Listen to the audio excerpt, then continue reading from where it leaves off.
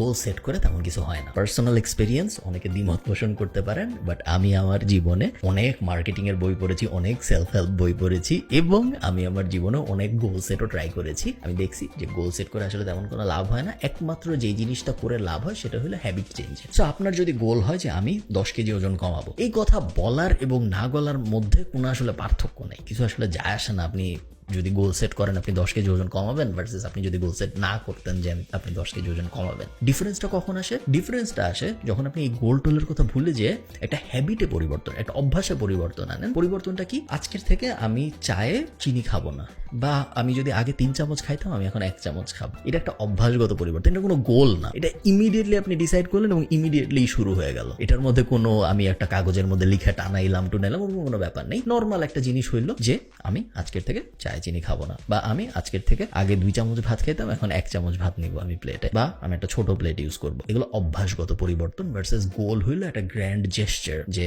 এখন থেকে আমার জীবনে আমি ঠিক করলাম আগামী 6 মাস পরে যে এই হবে। গোলস দিয়ে আসলে কিছু হয় না। আমি বলতেছি আপনাদের, আমার এখন 31 বছর বয়স, আমি জীবনে অনেক গোল সেট করছি, তেমন কোনো কাজে আসেনি আমার কখনো কোনো গোলস।